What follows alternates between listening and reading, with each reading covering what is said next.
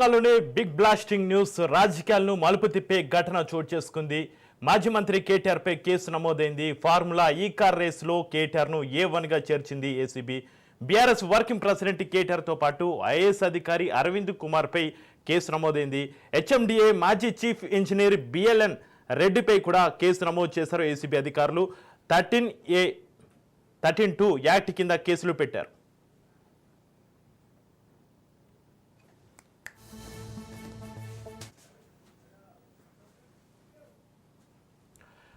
Formula E car race వ్యవహారంపై ACB case నమోదు చేసింది. A1 గా కేటీఆర్, A2 గా ఐఏఎస్ అధికారి అరవింద్ కుమార్, A3 గా హెచ్ఎండిఏ చీఫ్ ఇంజనీర్ బిఎల్ఎన్ రెడ్డిలను ఏసీబీ చేర్చింది. అయితే అసలు ఈ కార్ రేసుపై ఏసీబీ ఏం చేస్తుంది, ఏం చేయబోతుంది అనేది సర్వత్రా ఉత్కంఠ నెలకొంది.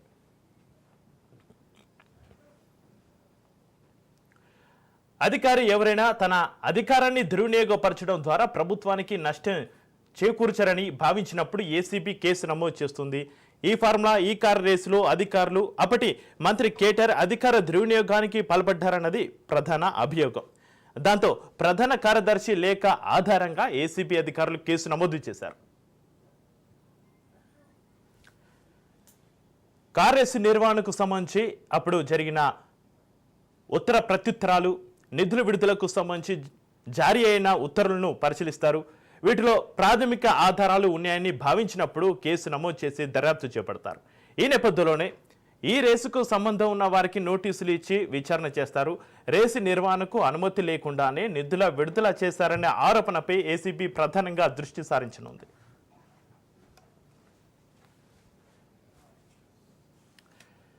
ఇక హెచ్ఎండిఏ బోర్డు సభ్యులతో పాటు ఆర్థిక శాఖ అనుమతి తీసుకోవాల్సి ఉండగా అలాంటి నిబంధనలు ఏవీ పాటించకుండానే సరాసరి ఫార్ములా సంస్థకు హడావుడిగా 55 కోట్ల రూపాయలు చెల్లించడం వివాదాస్పదంగా మారింది. ఇందులో మరీ ముఖ్యంగా 46 కోట్ల రూపాయల వరకు విదేశీ మార్కం రూపంలో విదేశీ సంస్థకు చెల్లించారు. విదేశీ సంస్థలకు చెల్లింపులు జరిపేటప్పుడు ఆర్బీఐ అనుమతి తీసుకోవాలనే నిబంధన ఉన్నప్పటికీ అవేవీ పాటించకుండా ఓ ఫార్ములా ఏజెన్సీ సంస్థకు చెల్లింపుల వ్యవహారంలో ఈ నిబంధన ఉల్లంఘించారని తెలుస్తోంది.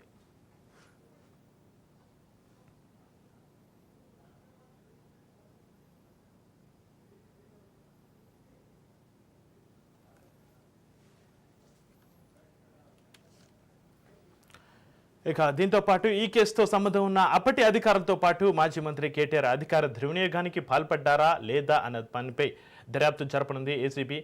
అంతేకాకుండా ఈ వ్యవహారంతో సంబంధం ఉందని భావించిన వారందరినీ ఒక్కొక్కరినిగా పిలిచి విచారించి వారి వాగ్మూలం నమోదు చేస్తారు. అధికార దుర్వినియోగం జరిగిందని భావిస్తే దానికి సంబంధించిన ఆధారాలను ఏసీబీ సేకరిస్తుంది. అన్నిటికంటే ముఖ్యంగా ఇందులో నిధుల మళ్లింపు కోణం ఏమైనా ఉందా అన్న అంశంపై ఎక్కువ దృష్టి సారించనుంది. నేను మిమ్మల్ని రిక్వెస్ట్ చేస్తా ఉన్నా సార్, ప్రభుత్వాన్ని కూడా కోరుతా ఉన్నా, నిజంగా ఈ ప్రభుత్వానికి చిత్తశుద్ధి ఉంటే, ఈ ప్రభుత్వానికి ఏమైనా ప్రజలకు వాస్తవాలు తెలవాలన్న విషయంలో వారికి ఏమైనా నిజంగానే ధైర్యం ఉంటే దయచేసి ఈ రేసులో ఏదో కుంభకోణం జరిగిందన్నారు కదా, దాని మీద చర్చ పెట్టండి, మొత్తం సమాధానం చెప్పడానికి నేను సిద్ధంగా ఉన్నానని చెప్పి మీ ద్వారా తెలియజేస్తా ఉన్నా. శాసనసభ సమావేశాలు జరుగుతున్న సందర్భంగా నేను మిమ్మల్ని రిక్వెస్ట్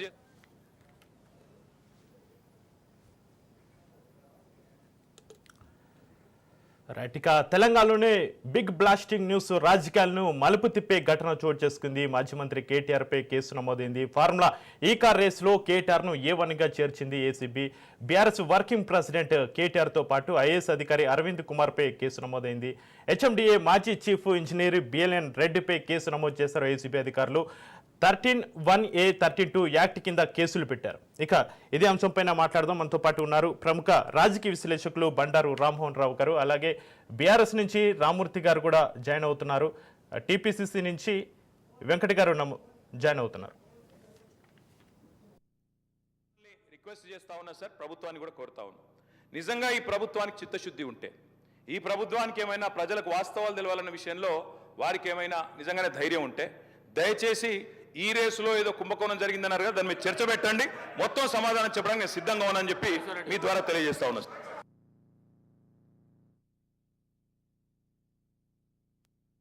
లో కేటీఆర్ పై ఎఫ్ఐఆర్ నమోదైంది. అందుకు సంబంధించిన డాక్యుమెంట్స్ 2 రోజుల క్రితమే తెలంగాణ ప్రభుత్వానికి చేరాయి. ఎన్నికల వేళ గత ప్రభుత్వ హయాంలో జరిగిన ఈ కార్ రేసుకు సంబంధించి ఉల్లంఘనలు జరిగాయని, నిబంధనలకు విరుద్ధంగా ముందే నిధులు చెల్లించారని కేటీఆర్ పై ఆరోపణలు ఉన్నాయి.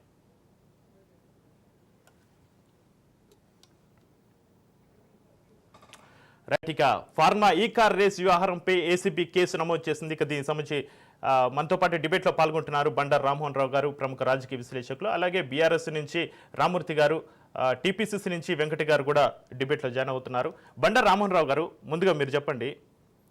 ఒకవైపు బీఆర్ఎస్ మేమేం తప్పు చేయలేదు, అక్కడ జరిగిన ట్రాన్సాక్షన్స్ అన్ని కూడా పారదర్శకంగా జరిగాయి, రాష్ట్ర ప్రయోజనాల కోసం మేము ఒకవైపు పని చేసుకుంటూ వెళ్ళామని ఒకవైపు బీఆర్ఎస్ ఆరోపిస్తుంది. మరోవైపు ఏమో ఈ కార్ రేసు వ్యవహారంలో భారీగా కుంభకోణం జరిగిందని ఒక ఏసీబీ కేసులు నమోదు చేయడం జరిగింది కాంగ్రెస్ పార్టీ ఆరోపిస్తుంది. ఇందులో ఏది నిజం, ఏది అబద్ధం? ఈ కేసు ఇంకా మున్ముందు ఎన్ని మలుపులు తీసుకునే అవకాశం ఉందంటారు బండారు రామ్మోహన్ గారు? చక్రి, మీకు అట్లాగే ప్యానల్లో ఉన్న మిత్రులు వెంకట్ గారికి, అట్లాగే రామూర్తి గారికి అందరికీ నమస్కారం. మన రాజనీష్ ప్రేక్షకులు కూడా ముందుగా యాజ్ అడ్వకేట్ గా కాగితాలు చూడండి, ఇప్పుడు డాక్టర్ కదా పరీక్షల రిపోర్ట్లు చూడండి చెప్పనంటే ఏ సెక్షన్ పెట్టారు అన్న దాన్ని బట్టి మనం మాట్లాడవచ్చు. కానీ ఇప్పటిదాకా ఒక మంచి జరిగింది ఏంటంటే, ఈ రాజకీయ ఆరోపణలు ప్రత్యారోపణల మధ్యన ఎప్పుడు అరెస్ట్ చేస్తారు, కేసు రిజిస్టర్ అయింది, బాంబులు పెడుతున్నాయి, దీపావళి పోయింది, సంక్రాంతి వచ్చింది, గొబ్బెమ్మల అని కూడా మనం మాట్లాడుకున్నాం. కనుక ఇప్పుడు ఏంటంటే మంచి చెడ్డ కేసు రిజిస్టర్ అయింది. A1 గా కేటీఆర్ గారు ఉన్నారు. తర్వాత దానిలో కేసులు అది సెక్షన్ ఏం పెట్టారనేది మొత్తం మీద ప్రైమా ఫసి ఉంటేనే కేసు పెడతారు కదా. ప్రైమా ఫసి అంటే ప్రాథమిక సాక్ష్యాధారాలు ఉన్నాయి కనుక పెట్టినట్టున్నారు. అందులో సెక్షన్ వేరు వేరు ఏసీబీ యాక్ట్ లో చాలా అవినీతి నిరోధక చట్టంలో చాలా ఉన్నాయి చట్టాలు, అందులో ఏది బెటర్ తెలియదు. అంటే ప్రివెన్షన్ ఆఫ్ కరప్షన్ యాక్ట్ కింద కేసులు నమోదు చేస్తారు బండారు రామారావు గారు. 13(1)A 13(2) పీసీ యాక్ట్ కింద కేసులు నమోదయ్యాయి. రైట్, అయితే ఖచ్చితంగా నిధుల దుర్వినియోగం మీద పెట్టినట్టున్నారు. నిధుల దుర్వినియోగం మీద మొదలు యాక్చువల్ గా దానికి కేసు పెట్టే ముందు అంతర్గతంగా విజిలెన్స్ ఒకటి ఉంటుంది ప్రతి డిపార్ట్మెంట్ కూడా. నా ప్రకారం అయితే విజిలెన్స్ ఫస్ట్ ప్రైమా ఫసి ఉంటే విజిలెన్స్ ఎంక్వైరీ చేసి ఆ రిపోర్ట్ ఇవ్వాలి. మరి విజిలెన్స్ ఎంక్వైరీ చేసినట్టయితే నాకు ఇప్పుడు సమాచారం లేదు. విధంగా 31 అవన్నీ కూడా నాన్ బెయిలబుల్ కిందకే వస్తాయి. ఏసీబీ కేసులు అన్ని కూడా ఆల్మోస్ట్ ఆల్ నాన్ బెయిలబుల్ కిందకే వస్తాయి. బెయిలబుల్ ఏమి లేవు. అందులో 7 ఏళ్ళు 10 ఏళ్ళు జీవిత శిక్ష కూడా ఉన్నాయి. అందుకని ఇవాళ మిగతా అన్ని కేసులకు లేని పర్మిషన్, గవర్నర్ పర్మిషన్ దీనికి ఎందుకు అవసరం ఏంటంటే, ఆనాడు మాజీ మంత్రిగా ఆయన పబ్లిక్ సర్వెంట్, ఏదైతే ఈ కేసు జరిగినప్పుడు పబ్లిక్ సర్వెంట్ గా ఉన్నారు కనుక ఏసీబీ అంటే మనకు యాంటీ కరప్షన్ బ్యూరో ఏదైతే ఉందో దానికి నిబంధనలు ఉన్నాయని యాంటీ కరప్షన్ యాక్ట్ లో 17A 2018 లో అమెండ్ చేశారు. దాని ప్రకారం ఏంటంటే గతంలో కేసు పెట్టొచ్చు కానీ ఛార్జ్ షీట్ వేసేటప్పుడు మాత్రమే పర్మిషన్ తీసుకోవాలి హయ్యర్ అథారిటీ అన్నారు. అంటే పబ్లిక్ సర్వెంట్ గా మంత్రిగా ఉన్నప్పుడు జరిగిన కేసు కనుక తప్పనిసరి గవర్నర్ గా అనుమతి తీసుకోవాల్సి వచ్చింది. ఒకవేళ ఇప్పుడు ఎమ్మెల్యేగా సాదాసీద ఎమ్మెల్యేగా ఉంటే అది అవసరం లేకపోతే స్పీకర్ తెలిపితే అయిపోయింది.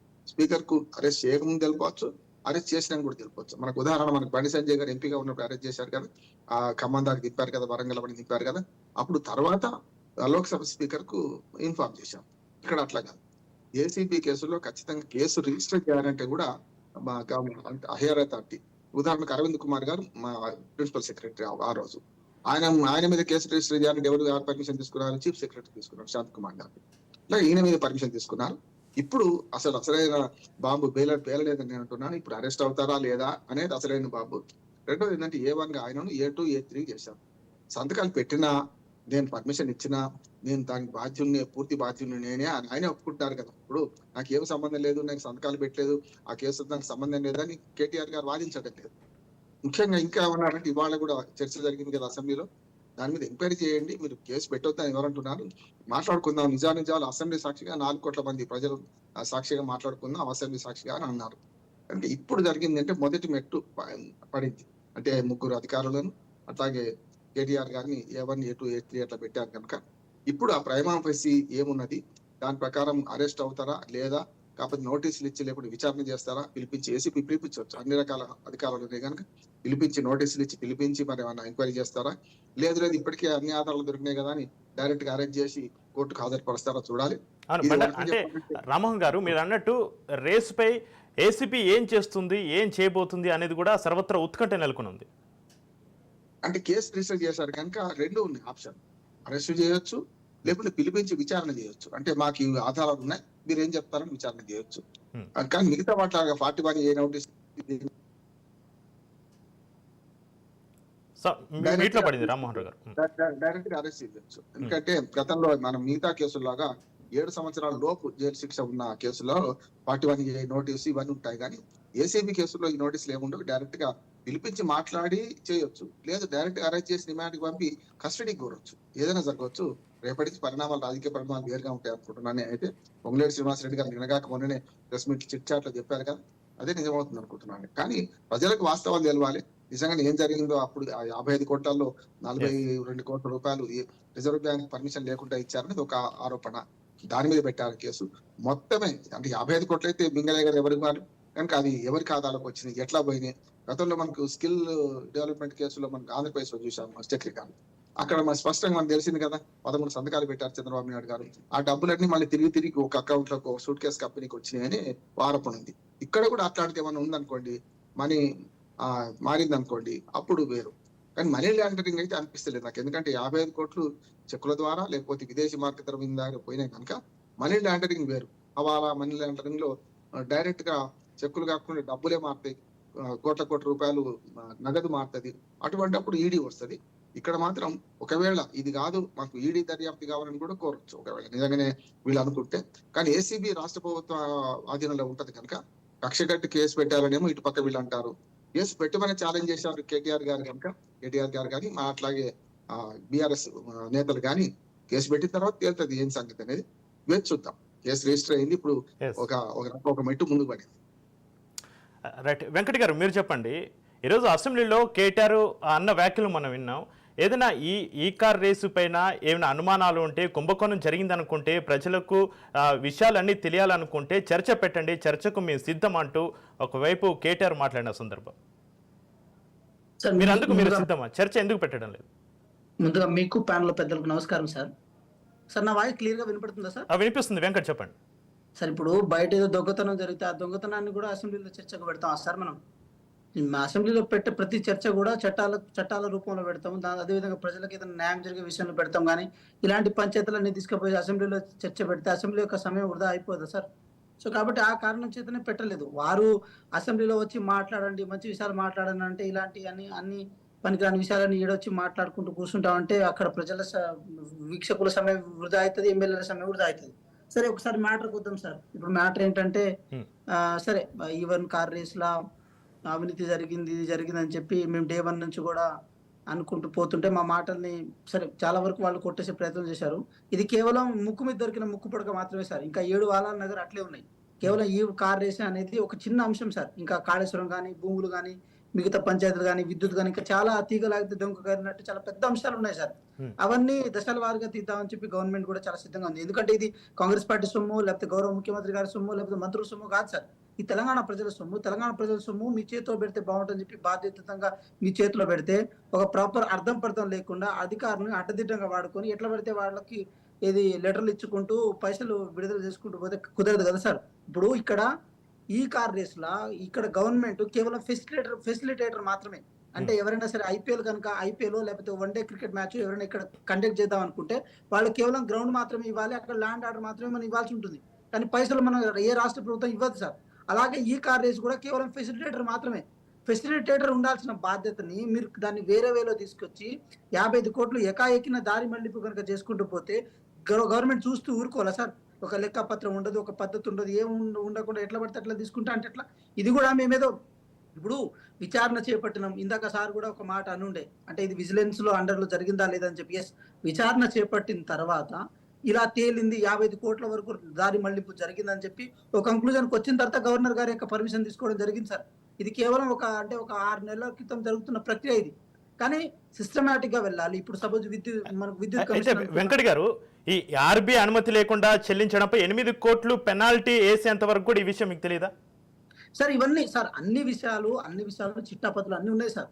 కానీ ఇక్కడ విషయం మీరు ఒకటి గమనించండి. మేము కనుక డైరెక్ట్ గా కనుక ఎఫ్ఐఆర్ నమోదు చేసి కనుక కేసు ఇచ్చేసే ప్రయత్నం చేస్తే వీళ్ళు ఈ మధ్య బాగా ఫీల్ అవుతున్నారు సార్. అంటే జైలుకు పోతే మేము హీరోలు అవుతాం, మేము సీఎంలు అవుతాం, మేము ఇట్లా అనుకుంటాం చెప్పి వాళ్ళే ఊహించుకుంటున్నారు. అటు కవిత గారు వెళ్ళారు కదా, నేను కూడా వెళ్తే అటు చంద్రబాబు నాయుడు గారు లాగా లేకపోతే జగన్ గారు లాగా నేను కూడా అయ్యే ప్రక్రియ ఉంటుందేమని అనుకుంటున్నారు. కానీ ఇది ఒక రాంగ్ స్ట్రాటజీ. అంటే ఇక్కడ కనుక అరెస్ట్ చేస్తే దాని కుట్రకోణంలో భాగంగా ఈ ప్రభుత్వం చేస్తుందని చెప్పి దాన్ని సెంటిమెంట్ అండ్ ఓరియంటేషన్ లో తీసుకునే ప్రయత్నం చేస్తున్నారు సార్. అట్లా జరగకుండా ఉండాలంటే నిజంగా ఎవరైనా నేరం చేసినా, నేరస్తులుగా ఉన్న వాళ్ళని ఈ రకంగా ట్రీట్ చేస్తేనే బాగుంటుందన్న కారణం చేత గవర్నర్ గారిని దగ్గర నుంచి మద్దతు తీసుకొని తర్వాతనే ఈ ప్రక్రియను స్టార్ట్ చేయడం జరిగింది సార్. ఇది లీగల్ గా కాన్స్టిట్యూషనల్ వేరియంటేషన్ లో కనుక జరిగితే మాత్రం ఒక నేరస్తుడిగా చూసే ప్రక్రియ జరుగుతుంది సార్. కాబట్టి మీరు ఒకటి గమనించండి, కేవలం ఈ అంశమనే కాదు, కాళేశ్వరం చూడండి, లేకపోతే మన విద్యుత్ కమిషన్ చూడండి, చూడండి, ప్రతి దాని మీద కమిషన్ ఏర్పాటు చేసి విచారణకు అక్కడ హాజరైన తర్వాత ఆ విచారణలో వాస్తవాలు తేలిన తర్వాతనే ముందుకెళ్లే ప్రయత్నం చేస్తున్నాం సార్. ఇదంతా లీగల్ ప్రాసెస్. దీన్ని ప్రభుత్వాన్నో లేకపోతే పార్టీనో బదనాం చేయాల్సిన అవసరం ఉండేదే కాదు. దానికి అలాంటిది ఆయన కేటీఆర్ గారు ఈ రోజు అసెంబ్లీలో చర్చ పెట్టాలి, రచ్చ పెట్టాలంటే ఉన్న ప్రతి అంశాన్ని ఇంకా మీకు ఇంకోటి కూడా చూడాలి సార్. లగచర్య ఇష్యూని తీసుకొని దాన్ని రచ్చ చేసే ప్రయత్నం చేస్తున్నారు. దాని వెనకాల కూడా ఎవరి హస్తం ఉన్నదో తెలుసు సార్. అంటే గత ప్రభుత్వం ఏర్పడినప్పటి నుంచి ఆయన దానికి చిన్న చిన్న విషయాలు పగటి వేషాలు వేసుకున్నట్టు అసెంబ్లీలో వేషాలు వేసుకొని వచ్చి దాన్ని ఏదో సెంటిమెంటల్ ఓరిలో ఊరిచ్చే ప్రయత్నం చేస్తున్నారు. అది ఎట్టి పరిస్థితుల్లోనూ అలాంటి స్టంట్లు వర్కౌట్ కావు. ప్రభుత్వం దీని మీద చాలా చిత్తశుద్ధితో ఉంది, చాలా సీరియస్ తో ఉంది. వాళ్ళు ఎక్కడెక్కడైతే పైసలు పెట్టారో ఆ పైసలన్నీ వృధాగా నీళ్ల పాలైనాయి. ఆ పైసలు తెలంగాణ ప్రజల పైసలు. అదేదో సార్ ఉత్త పుణ్యానికి తెలంగాణ ప్రజలు కనుక ఆ పైసలు వచ్చి ఉంటే పెట్టినా కూడా పెద్ద ఆలోచించే వాళ్ళం కాదు సార్. అప్పు తీసుకొని వచ్చిన పైసలు అవన్నీ వాటికి ఇప్పటికీ మిత్తులు చెల్లిస్తున్నాం మనం. మిత్తులు చెల్లిస్తున్న పైసలు అవి. కాబట్టి వాటిని అడ్డదిడ్డంగా వాడుకున్నప్పుడు ఎందుకు వదిలేయాలని మీరు ఎందుకు అనుకుంటున్నారు సార్? మేమేమంటున్నాం అంటే తెలంగాణ ప్రజల సొమ్ము అది, తెలంగాణ ప్రజల హక్కు అది. ఆ హక్కుని బాధ్యతగా ఉండాల్సిన ప్రభుత్వం ఇప్పుడు ఈ ప్రభుత్వము. కాబట్టి దాన్ని మేము ఎటువంటి విషయంలో దాన్ని సెక్షన్ విషయాలకు పోము. అది 100% జరిగే ప్రక్రియ. ఇన్ కేసు ఆ సెక్షన్ల ప్రకారమే వాళ్ళు చేసిన అవినీతి అవన్నీ ఇప్పుడు ఆన్ రికార్డు రామోహన్ రావు గారు చెప్పినట్టు ఆన్ రికార్డు రావాల్సిన అవసరం ఉంది. అది అంటే ఏదో మనం వేగంగా కూడా చెప్పడానికి లేదు సార్. ఆన్ రికార్డు కనుక వస్తే ఇంకా చర్యలు పదునుగా ఉంటాయి సార్. Right, okay. రామూర్తి గారు మీరు చెప్పండి, ప్రజల కోసము అప్పు తీసుకొచ్చిన డబ్బుల్ని ప్రభుత్వ నిధుల్ని దుర్వినియోగం చేశారంటూ ఒకవైపు బీఆర్ఎస్ టీపీసీసీ నాయకులు ఆరోపిస్తున్న పరిస్థితి. వెంకట్ గారు, దీనికి మీరేం చెప్తారు? ఈయన మధ్యలో రావద్దని రాలేదు, ఎందుకంటే చాలా మాట్లాడాడు. ఎందుకంటే నేను చెప్పేది ఏంటంటే పూర్తిగా అర్థం చేసుకోవాలి. కక్ష సాధింపు ఎక్కడ తయారైంది, దీని బీజం ఎక్కడ పడ్డది, దీని మూలాలు ఎక్కడ ఉన్నాయని మొత్తం చెప్తా. ఏదైతే 2014 నుంచి ఇదైతే రాష్ట్రం ఏర్పడ్డ కాంచెల్లి కుట్ర నడుస్తున్నది. ఏదైతే తెలంగాణ మీద, అదే తెలంగాణ సంబంధించిన నాయకుల మీద, తెలంగాణ అస్తిత్వం మీద ఒక ఆంధ్రాకు సంబంధించిన లీడర్ జరుపుతున్న చర్యల్లో ఇది ఒక భాగం. ఎందుకంటే 2014 ఏర్పడిన తర్వాత 2015లో అయితే నోట్ల కట్టలు తీసుకొచ్చి అడ్డంగా దొరికిన రేవంత్ రెడ్డి ఇప్పుడు ఏదైతే అధికారంలో ఉన్నాడు కాబట్టి ఇప్పుడు ఇలాంటి పరిస్థితులు. మళ్ళీ దాని తర్వాత ఏం జరిగిందంటే 2020లో కూడా ఒక ప్రైవేట్ ఆస్తి మీద, ఎందుకంటే కేటీఆర్ గారి ఫామ్ హౌస్ మీద డ్రోన్ ఎగరేసి దొరికిండు.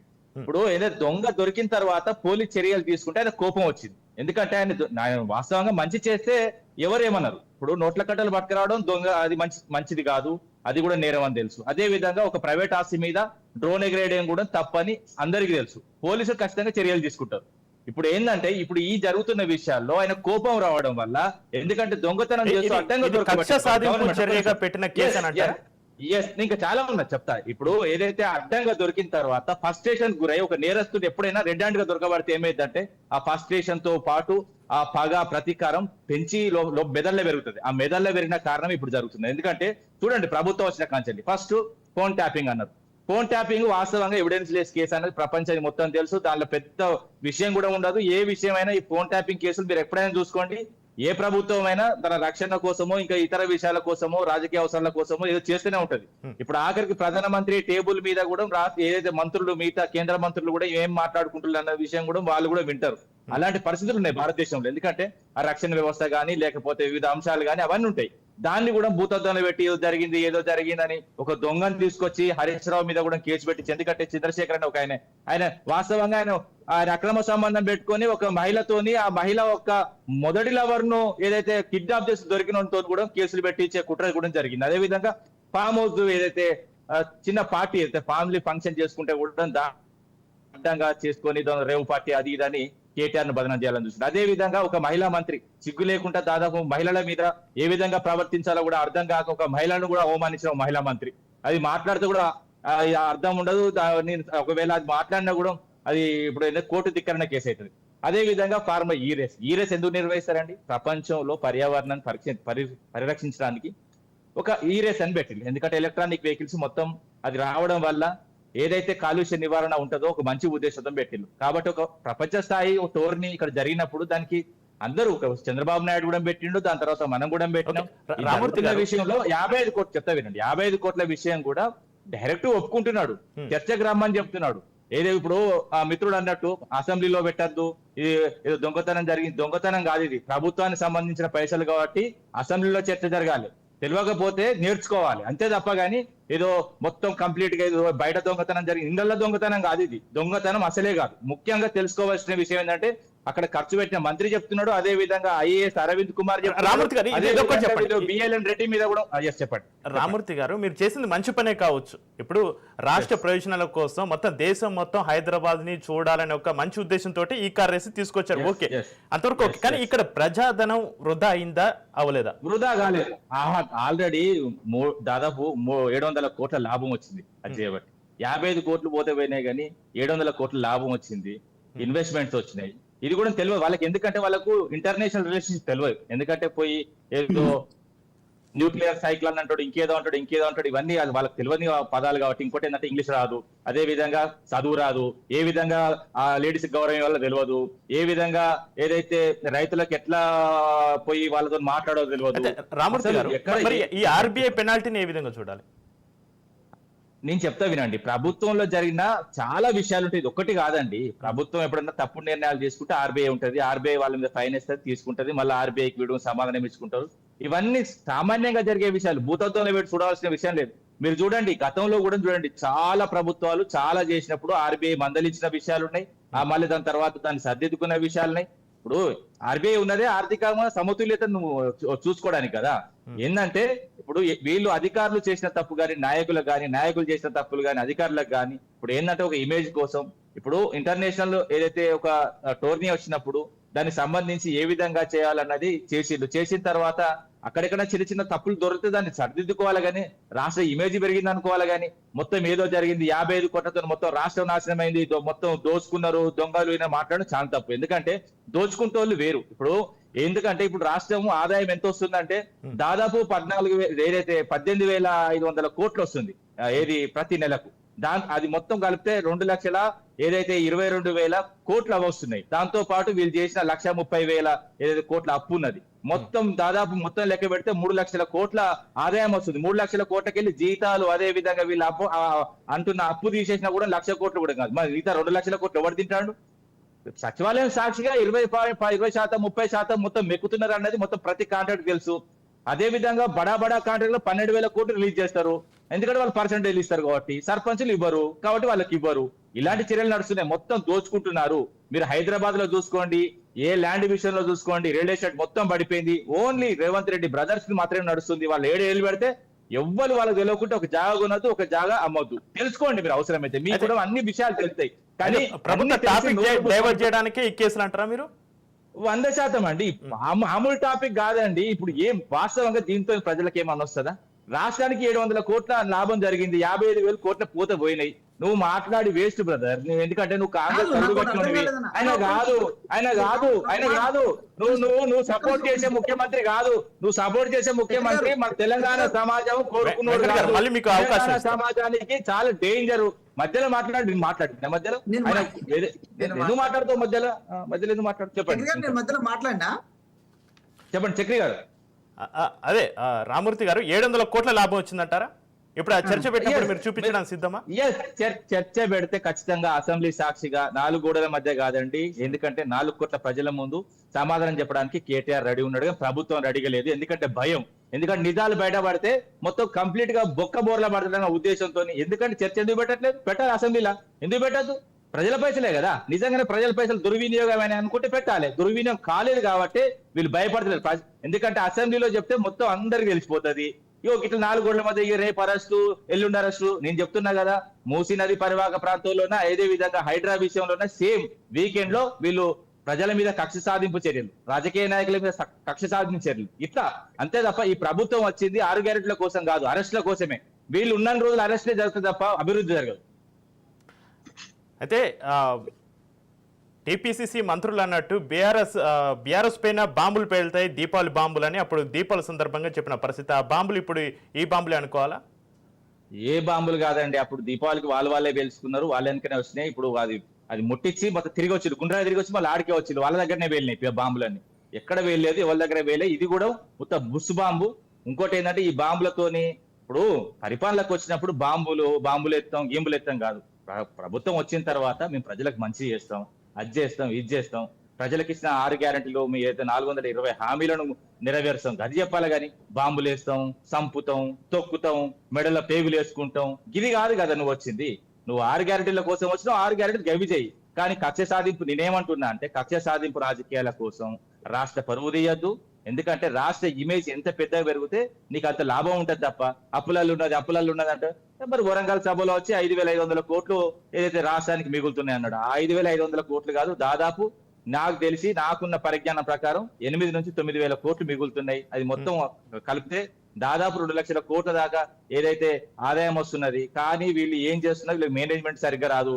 వీళ్ళని నిజంగా చెప్తున్నా, వాస్తవం చెప్తున్నా, వీళ్ళకు కరెక్ట్ పరిజ్ఞానం ఉంటే వీళ్ళు ఇచ్చిన హామీలతో పాటు వీళ్ళు ప్రజలకి ఏదైతే వీళ్ళు చెప్పిలో అవన్నీ చేయొచ్చు. కానీ వీళ్ళు డైవర్షన్ పాలిటిక్స్, కక్ష సాధింపు కోసం పనిచేస్తున్నారు తప్ప ప్రజల కోసం ఈ ప్రభుత్వం రాలేదు, కాంగ్రెస్ నాయకుల కోసం కూడా రాలేదు. ఈ విధంగానే రేవంత్ రెడ్డి కొనసాగితే నిజంగా చెప్తున్నా భవిష్యత్తులో కాంగ్రెస్ అన్నది తెలంగాణలో అసలు ఎగరదు. గారు వెంకట్, మీరు చెప్పండి, ఏంటి 700 కోట్ల లాభం వచ్చిందని ఒకవైపు వాళ్ళు చెప్తున్నారు, బీఆర్ఎస్ లీడర్స్ చెప్తున్నారు. ఇది ఓన్లీ టాపిక్ డైవర్షన్ పాలిటిక్స్. ఇవన్నీ ఈ కేసుని ఏ విధంగా చూడాలి? రామూర్తి గారు ఇంతసేపు మాట్లాడారు, నేను మధ్యలో ఎక్కడ దూరలేదు, జస్ట్ ఏళ్ళు పైకి లేపిన అంతే. దాన్ని వాళ్ళు ఏదో అనుకుంటున్నారు. ఇప్పుడు కూడా మాట్లాడొద్దు రామూర్తి గారు, నేను మాట్లాడేటప్పుడు. విషయం ఏంటంటే చక్రి గారు, ఇప్పుడు వచ్చిన 700 కోట్ల మీద మాట్లాడుకుందామా, పోయిన 55 కోట్ల మీద మాట్లాడుకుందామా? రెండు మాట్లాడుకుంటా, అసెంబ్లీ రెండు మాట్లాడదాం. ఒక్క నిమిషం, అసెంబ్లీలో దీనికి చర్చ పెట్టర్లేనా? ఎందుకు మళ్ళీ చర్చ పెట్టరు? నువ్వు చిన్నపిల్లలు ఎవరే? చిన్నపిల్లల ఇది చిన్నపిల్లల విషయం, చిన్నపిల్లల విషయం, చిన్నపిల్ల ఆట ఇది, చిన్నపిల్ల ఆట. ఈ రేస్ అంటే చిన్నపిల్లలు ఆట తెలియదు. పర్యావరణాన్ని ప్రపంచ వ్యాప్తంగా నీకు చెప్తాను, ఆట గురించి తెలియదు, ఆట గురించి తెలియదు నీకు. ప్రపంచ వ్యాప్తంగా పర్యావరణాన్ని పరిశీలించి నువ్వే మధ్యలో అంటావు. నువ్వు నన్ను అడుగుతాను, చర్చ పెట్టుకుందాం ఇద్దరం అంటే గీడగా చర్చ ప్రజల ముందు పెట్టు. వెంకట్ గారు, తెలంగాణ పాలిటిక్స్ లో ఇది అతిపెద్ద సంచలనమైన అనాలి. ఎందుకంటే ఒక మాజీ మంత్రి పైన పెట్టేది నువ్వు ఈ టీవీలో చర్చ, ఆడ చర్చ, ఈడ చర్చ కాదు. దమ్ముంటే ప్రభుత్వం చిత్తశుద్ధి ఉంటే, ప్రభుత్వం తప్పు చేయలేదు, ప్రభుత్వం. రామూర్తి గారు ఒకసారి వెంకట్కి అవకాశం ఇద్దాం. వెంకట్ గారు ఉండడమేనా మీ లక్షణం? ఇక వేరేది లేదా? నువ్వు నన్ను అడిగి మళ్ళీ నువ్వు నన్ను చర్చ పెట్టుకుందామా, అది మాట్లాడదామా, ఇది మాట్లాడదామా? రామూర్తి గారు చర్చ ఈడ కాదు కదా చర్చ. మాట్లాడు. నీకున్న ఆవేశంతో అది నువ్వు అడాప్ట్ చేసుకుంటావు. నేను అడగలేమాట. నాకు ఆవేశం లేదు, నీకున్నది ఆవేశం. వ్యక్తిగతంగా ఎప్పుడు మాట్లాడద్దు, ఎప్పుడు మాట్లాడద్దు. నీకున్న ఆవేశం, నాకేడున్నది ఆవేశం? రామూర్తి గారు మాట్లాడు. కొంచెం ఇప్పుడు నువ్వే ఆవేశపడుతున్నావు. ఎవరో ఒకళ్ళు మీరు ఆవేశపడుతున్నా, మీరు ఆగండి. మీరు పెద్దవాళ్ళు కదా, మీరు ఆగండి. చక్రి గారు, నేనేమంటున్నా అంటే ఒక మాట మీరు అర్థం చేసుకోండి. ఇన్ కేసు ఏ ప్రాసెస్ అయినా, రామ్మోహన్ రావు గారు ఉన్నారు, వారు అడ్వకేట్, నేను కూడా ఒక అడ్వకేట్. సరే, వారికంటే నేను చాలా జూనియర్. నేనేమంటున్నా, ఇన్ కేసు ఈ ప్రాసెస్ కనుక లీగల్ వేలో జరగకుండా కక్ష సాధింపుతో జరుగుతుందని అనుకుంటే దీన్ని వేరే కోణంలో కూడా తీసుకెళ్లొచ్చు. కానీ ఆ కోణంలో వెళ్ళలేదు. ఇప్పుడు సింగిల్ బెంచ్ జడ్జిను, రిటైర్డ్ అయిన జడ్జో లేకపోతే ప్రజెంట్ ఉన్న జడ్జిను పెట్టి అటు కాళేశ్వరంలో కానీ విద్యుత్ కమిషన్ లో కానీ ఏర్పాటు చేయడం జరిగింది. ఈ విషయంలో పర్టికులర్ గా ఇది ఎప్పటి నుంచో నానుతున్న విషయాన్ని ఎక్కడ ప్రభుత్వం దీంట్లో జోక్యం చేసుకోలేదు. కేవలం ఏసీబీకి అప్పగిస్తే ఏసీబీ వాళ్ళు దీన్ని ఇది చేయాలనుకున్నప్పుడు గత ప్రభుత్వంలో జరిగిన ఇష్యూ కాబట్టి, గత ప్రభుత్వంలో కేటీఆర్ గారు మంత్రిగా చేశారు కాబట్టి, ఆ ప్రభుత్వం అక్కడ జరిగిన ప్రాసెస్ ప్రకారం కేబినెట్ కి ఎవరైతే గవర్నర్ కొంచెం కస్టోడియన్ గా ఉంటారు, కొంచెం సపోర్ట్ గా ఉంటారు కాబట్టి వారి చేత అనుమతి తీసుకున్న తర్వాతే ముందుకెళ్లాలన్న కారణం చేత సిస్టమాటిక్ గా వెళ్తున్నాం.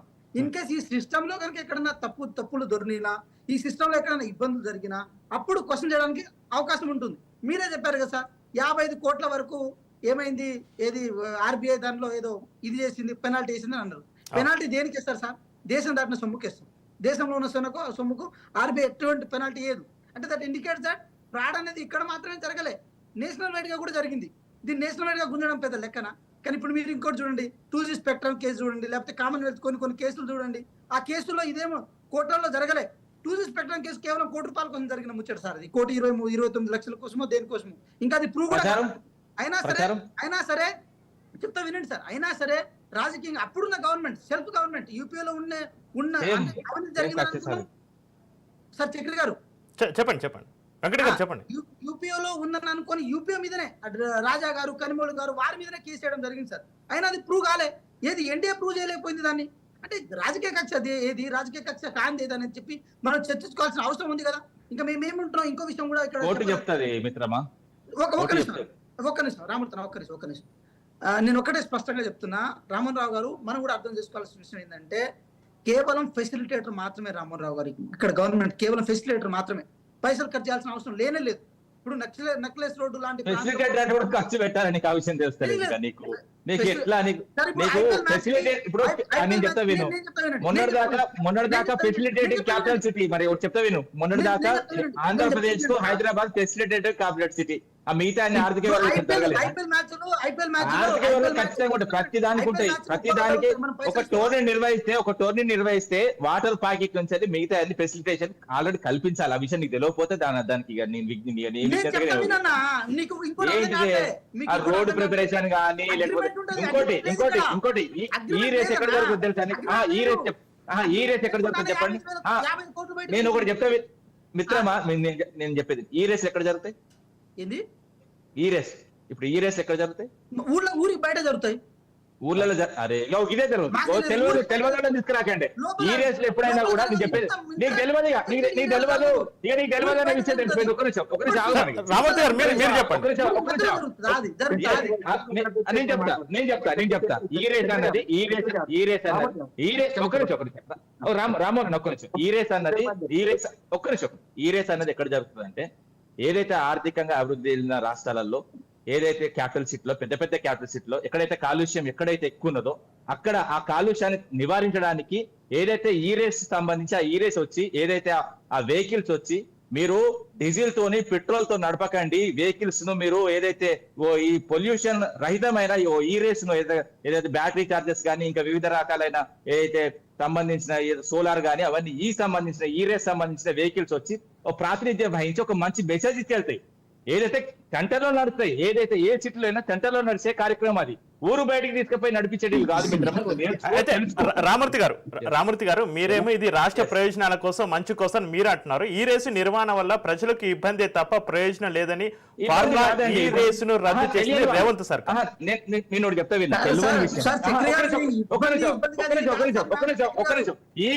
ప్రజలకు ఇబ్బంది జరగలేదా? రామూర్తి గారు ఒక్క మాట చెప్పండి. ట్రాఫిక్ సమస్య లేదా? నేను చెప్పేది వినండి. తెలియని వాళ్ళు ఏంటంటే ఈ రేస్ గురించి వాస్తవంగా ప్రజలకు చాలా మంది తెలియదు. ఇప్పుడు కాంగ్రెస్ మిత్రుడు కూడా నేను చెప్పేదాకా తెలియదు, ఓపెన్ గా మాట్లాడు. ఎందుకంటే ఈ రేస్ అంటే చాలా మంది నా మాట విని చెప్పేది తెలియంది ఎవడు ప్రపంచంలో ఎవరి నాతో పాటు చెప్తున్నా నేను చెప్తా నాతో పాటు చెప్తున్నా. ప్రపంచంలో ఎవరికి అన్ని విషయాలు తెలియవు. ప్రతిరోజు నేర్చుకుంటాడు జ్ఞాని. నాకు మొత్తం నాకు మొత్తం వచ్చు అనుకుంటాడు అజ్ఞాని అని చెప్తున్నా. నా జర మాట విను.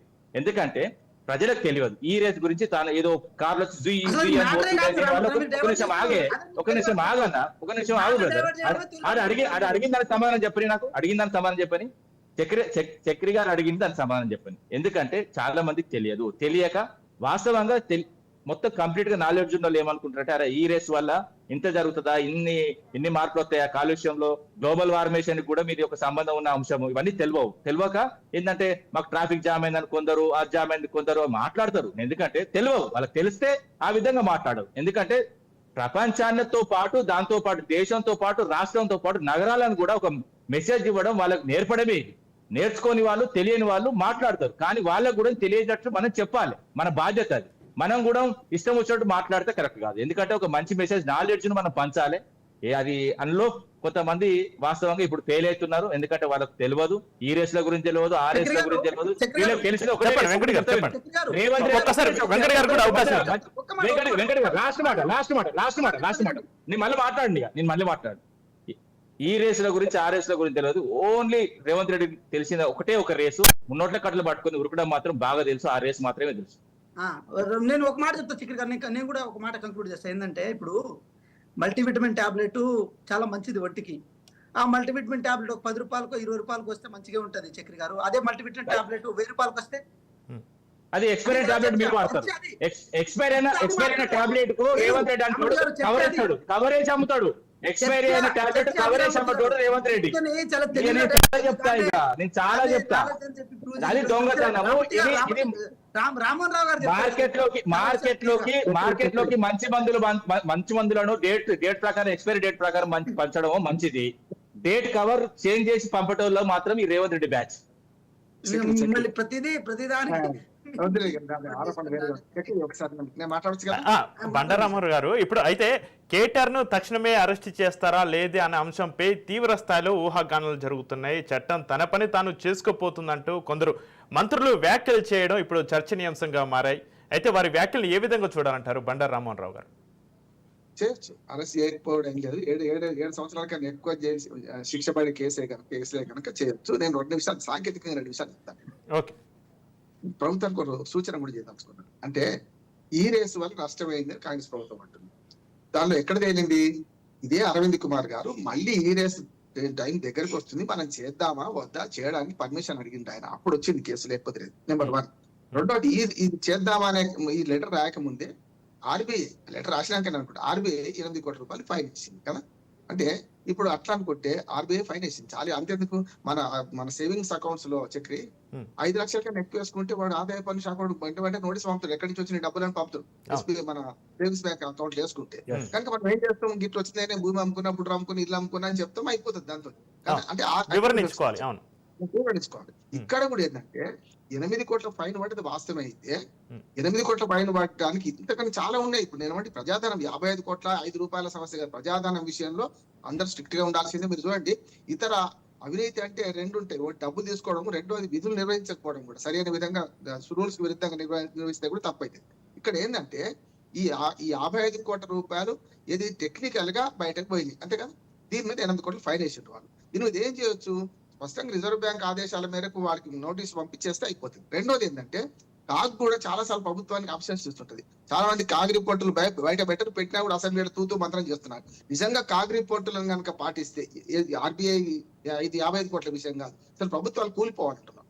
నిజంగా చెప్పాలంటే టెక్నికల్ గా చాలా చిన్న 1 రూపాయి కూడా తేడా లేకుండా కాగ్ రిపోర్ట్లు ఇస్తుంటారు కంట్రోలర్ అండ్ ఆడిటర్ జనరల్. వాటితో వాళ్ళని చర్చ పెడుతున్నా చర్చ పెట్టాల్సిందే. ఇది కూడా చర్చ పెట్టాలంటున్నాను.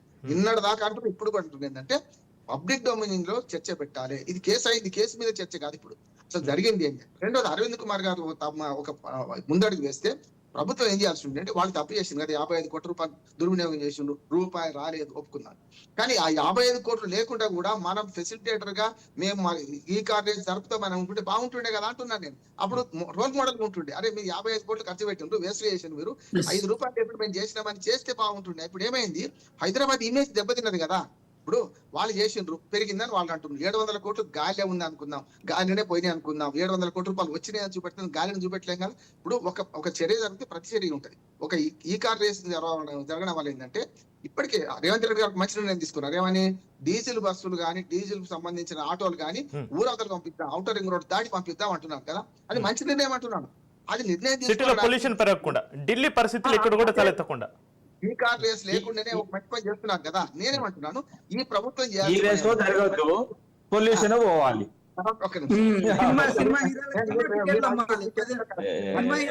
సినిమా గురించి మాట్లాడకూడదు. రాత్రి సినిమా రామరావు గారికి ఒకసారి అవకాశం ఇద్దాం. రామూర్తి గారు మళ్ళీ మనం మాట్లాడదాం. రామూర్తి గారితో మన ఇద్దరు మాట్లాడుతుంటే బండారు రామారావు గారికి ఒకసారి అవకాశం. రామరావు గారు ఒక మాట రామరావు గారు ఇక్కడ విషయం ఏం జరిగిందంటే, మనం ఇంకో కోణం కూడా ఆలోచించాలి. ఈ కార్ రేస్ లో ప్రధానంగా అక్కడ వీక్షకులుగా అక్కడ మనకు తెలుగు తల్లి ఫ్లేవర్ మీద కూడా అంత రేకులేసి ఎవరిని కనపడకుండా చేస్తారు. ఎందుకంటే నేను డిబేట్ లకు అక్కడ నుంచి వస్తా కాబట్టి. అక్కడ ఏంటంటే ఈ కార్ రేస్ ని వీక్షించింది 5,000 రూపాయలు, 5,000 నుంచి 10,000 రూపాయలు సార్ టికెట్. మరి ఇప్పుడు ఏమంటున్నా, ఇప్పుడు పోయింది పైసలు మాట్లాడుతున్నాను. 5,000 కోట్ల రూపాయలు ఎవరికి వచ్చినాయి, గవర్నమెంట్ కి వచ్చినాయా? మరి టికెట్ ఎవరికి దేనికి పెడతారు? ఇంటర్నేషనల్ సంబంధించిన వాళ్ళే పెట్టి చిన్నపిల్లల కోలకి పెట్టలేదు, అందరూ వచ్చి చూసి లేదు. డబ్బులు వచ్చినాయి, డబ్బులు చాలా విధాలుగా వచ్చి నువ్వే ఒప్పుకున్నావు. ఇప్పుడు నేను చెప్తా ఒక 2 నిమిషాలు. రామన్ గారు మీరు చెప్పండి మీరు కంటిన్యూ చేయండి ప్లీజ్. ఉప్పల్ క్రికెట్ స్టేడియంలో రాజీవ్ ఇంటర్నేషనల్ క్రికెట్ మ్యాచ్ జరుగుతుంది. దానికి బందోబస్తు మనం చేస్తాం. బందోబస్తు మన పైసలు వస్తున్నాయా? కట్టాలి వాళ్ళు, చాలా పైసలు కట్టాలి వాళ్ళు, కట్టలే ఇప్పటిదాకా విడిచిపెడుతున్నాం మనం. అందుకనే డబ్బులు వస్తాయి, కొన్నిసార్లు డబ్బులు రావండి. ప్రభుత్వం అనేది 3 బాధ్యతలు ఉంటాయి ప్రభుత్వానికి. ఏ ప్రభుత్వం అయినా, ఏ రాజ్యమైనా, రాజుల కాలం కూడా ప్రజల ధన మాన ప్రాణ రక్షణ చేయడం. అదనంగా చేస్తే అతి కూడా అన్నాం. అదనంగా చేస్తే ఆయన ఏం చేసి చెట్లు నాటించను, బావు దవ్వించను, సత్రం కట్టించను, అప్పుడు మహానుభావుడు అన్నాం. ఇక్కడ కూడా ఏంటంటే ఈ 3 పనులలో ప్రభుత్వం ముందు ఉండాలి. ఇక్కడ నేనేమంటున్నానంటే ఈ రేసు ఇప్పుడు మనకు క్రికెట్ స్టేడియంలో మ్యాచ్ జరుగుతుంది, మన ప్రభుత్వం నుంచి అన్ని భద్రత మనం ఏర్పాటు చేస్తాం. క్రికెటర్లు వస్తే వాళ్ళకి ఏర్పాటు చేసిన దానికి వాళ్ళకి భద్రత ఇస్తాం, ఎవరు రాకుండా ఎవరు పడితే హోటల్ మీద పోకుండా. కానీ అప్పుడు ఏం చేస్తామంటే టికెట్లు వాడు వసూలు చేసుకుంటాడు. ఏది హైదరాబాద్ క్రికెట్ అసోసియేషన్ వసూలు చేసుకుంటది, మనం మాత్రం ఖర్చు పెట్టాల్సి వస్తుంది. మరి ఖర్చు ఎందుకు పెట్టామంటే శాంతి భద్రతలు మన మెట్రో రైలు 1 గంట దాకా నడిపిస్తాం, 2 గంటల దాకా నడిపిస్తాం. ఈ ఏర్పాట్లను మనం చేస్తాం కదా. ఇక్కడ ఒకటే ప్రభుత్వానికి ఒకటే సూచన, ఒకవేళ వాళ్ళు 55 కోట్లు దుర్వినియోగం చేసిండ్రు, తప్పు చేసిండ్రు, ఒప్పుకుందాం.